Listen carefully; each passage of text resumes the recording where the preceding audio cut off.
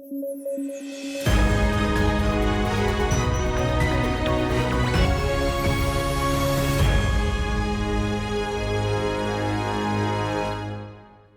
News at 9 programme में आपका स्वागत है। मैं हूं अमृत उपाध्याय। आइए जल्दी से देखें आज की हेडलाइन। खबरों में lake Titicaca record low level पर पहुंचा जलस्तर, जलवायु परिवर्तन बना जिम्मेदार। डिजिटल इंडिया को बढ़ाने की मिली मंजूरी, सरकार की फ्लैगशिप योजना है डिजिटल इंडिया, नागरिकों को डिजिटली सशक्त बनाना मकसद।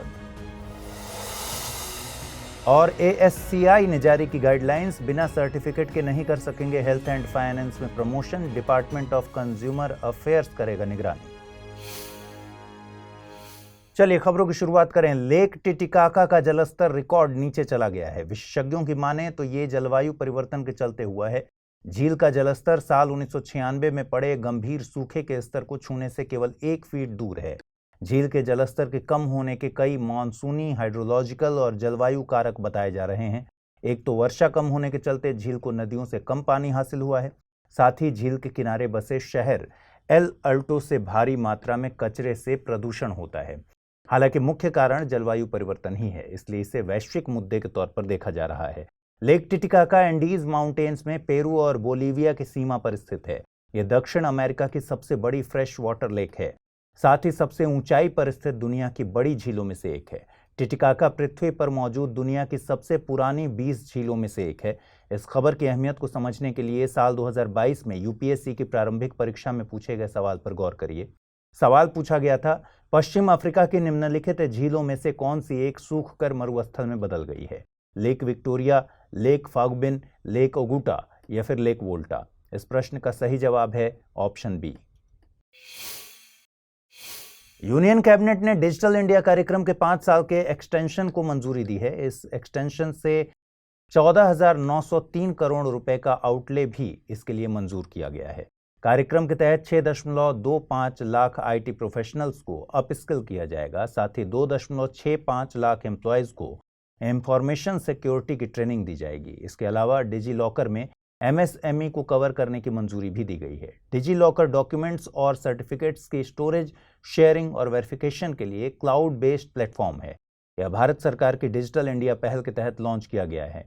डिजिटल इंडिया भारत सरकार का फ्लैगशिप प्रोग्राम है। इसे 1 जुलाई 2015 को लॉन्च किया गया था। इस कार्यक्रम को लागू सरकार द्वारा department of electronics and information technology के कोऑर्डिनेशन के जरिए किया जाता है। इसका मकसद भारत को डिजिटल तौर पर सशक्त और नॉलेज इकोनॉमी में तब्दील करना है। डिजिटल इंडिया प्रोग्राम के 9 पिलर्स हैं: ब्रॉडबैंड हाईवेज, मोबाइल कनेक्टिविटी की universal access, public internet access, e governance, तकनीक के जरिए सरकारी सुधार, ई क्रांति, सभी के लिए सूचना, electronics manufacturing, IT for jobs और अर्ली हार्वेस्ट प्रोग्राम्स इसमें शामिल हैं। डिजिटल इंडिया के विजन की बात करें तो हर नागरिक के लिए डिजिटल अवसंरचना तैयार करना, मांग पर शासन और सेवाएं मुहैया कराना और नागरिकों का डिजिटल सशक्तिकरण इसके मुख्य मकसद हैं। चलिए आगे बढ़ें, उससे पहले जरूरी सूचना। स्टडी IQ IAS हिंदी की टीम ने P2I यानी प्रीलिम्स टू इंटरव्यू बैच शुरू किया है और नए बैच की शुरुआत 23 अगस्त 2023 से शाम को 6 बजे हो रही है। ये बैच इंग्लिश, हिंदी और इंग्लिश तीनों ही भाषाओं में एक ही समय पर शुरू किया जा रहा है। कोर्स की सबसे बड़ी खासियत है प्रीलिम्स क्लियर करने वाले स्टूडेंट्स के लिए स्टडी IQ की तरफ से निःशुल्क आवासीय सुविधा। इस दौरान आपके मेंस की पूरी तैयारी कराई जाएगी। साथ ही इंटरव्यू में डैफ का 1-to-1 एनालिसिस कराया जाएगा। कोर्स में डिस्काउंट हासिल करने के लिए आपको अमृत लाइव कोड यूज करना है। इससे ये कोर्स आपको केवल 29,999 रुपए में हासिल होगा। कोर्स के संबंध में और अधिक जानकारी के लिए डिस्क्रिप्शन बॉक्स में दिए गए लिंक पर क्लिक कर लीजिए। खबरों में आगे बढ़ते हैं। बढ़ती इन्फ्लुएंसर मार्केटिंग के दौर में the advertising standards council of India यानी ASCI ने नई गाइडलाइंस जारी की हैं। ASCI के मुताबिक मेडिकल प्रैक्टिशनर्स, हेल्थ, फिटनेस और फाइनेंस विशेषज्ञ होने का दावा करने वाले लोगों को अपने सर्टिफिकेट्स डिस्क्लोज करने होंगे। ऐसे लोगों को किसी वस्तु या सेवा का प्रमोशन या किसी स्वास्थ्य संबंधित दावे को करते वक्त सर्टिफिकेट दिखाना होगा। इसके अलावा सोशल मीडिया इन्फ्लुएंसर्स को प्रमोशन करते वक्त साफ साफ मेंशन करना होगा कि ये एक एडवर्टीजमेंट है। फाइनेंस इन्फ्लुएंसर अगर स्टॉक या फिर निवेश से संबंधित जानकारी प्रमोट कर रहे हैं तो उन्हें सेबी के साथ रजिस्टर्ड होना अनिवार्य है। वहीं स्वास्थ्य या पोषण पर जानकारी देते वक्त इन्फ्लुएंसर्स के पास मेडिकल डिग्री या नर्स, फिजियोथेरेपिस्ट, न्यूट्रिशनिस्ट, डाइटिशियन इत्यादि का सर्टिफिकेट होना जरूरी है। गौरतलब है कि सोशल मीडिया पर इन दिनों ऐसे इन्फ्लुएंसर्स की बाढ़ आई हुई है। वे स्वास्थ्य या फाइनेंस पर न केवल ज्ञान दे रहे हैं बल्कि उनसे संबंधित प्रोडक्ट्स का प्रमोशन भी कर रहे हैं। ऐसे में ASCI की सर्टिफिकेट डिस्क्लोजर संबंधित गाइडलाइंस बेहद अहम है। इन गाइडलाइंस को लागू और निगरानी करने की जिम्मेदारी डिपार्टमेंट ऑफ कंज्यूमर अफेयर्स की होगी। इन गाइडलाइंस का उल्लंघन करने पर उपभोक्ता संरक्षण अधिनियम 2019 के तहत जुर्माना लागू होगा। आपको बता दें कि ASCI का गठन साल 1985 में एडवर्टाइजिंग एंड मीडिया उद्योग के प्रोफेशनल्स के द्वारा किया गया था। इसका मकसद भारतीय विज्ञापनों को ईमानदार, गरिमापूर्ण और फेयर बनाए रखना है। 12 अगस्त को विश्व हाथी दिवस मनाया गया था। इस दौरान Asian elephant population and demography estimates 2023 की अंतरिम रिपोर्ट जारी की गई। रिपोर्ट कर्नाटक के वन मंत्रालय द्वारा जारी की गई थी। रिपोर्ट के मुताबिक भारत में सबसे ज्यादा हाथियों की संख्या कर्नाटक में पाई जाती है। यह आंकड़ा तकरीबन 6,395 है। अंतिम आंकड़ों के मुकाबले कर्नाटक में हाथियों की संख्या में 346 का इजाफा हुआ है। भारतीय हाथी को वन्य जीव संरक्षण अधिनियम 1972 के अनुसूची 1 में संरक्षित किया गया है। साथ ही इसे साइट्स की अपेंडिक्स 1 में भी अधिसूचित किया गया है। Asian elephant IUCN red list में इंडेंजर्ड की कैटेगरी में आते हैं। हाथी पृथ्वी पर मौजूद सबसे बड़े लैंड मैमल्स हैं। मादा हाथी का जेस्टेशन पीरियड 22 महीनों का होता है, जो कि किसी भी मैमल में सबसे लंबा है। इनके समूह को मादा हाथी द्वारा लीड किया जाता है। दुनिया में हाथियों की 60% आबादी भारत में पाई जाती है। इन्हें हाथी दांत के लिए पोचिंग का शिकार होना पड़ता है। इनके संरक्षण के लिए भारत सरकार द्वारा प्रोजेक्ट एलिफेंट साल 1992 में लॉन्च किया गया था। इसे सेंट्रली स्पॉन्सर्ड स्कीम के तौर पर लॉन्च किया गया था। इसका मकसद हाथियों का संरक्षण करना और ह्यूमन एलिफेंट कॉन्फ्लिक्ट के मुद्दे पर काम करना है। आइए अब जल्दी से देखें आज के रैपिड न्यूज में क्या है खास।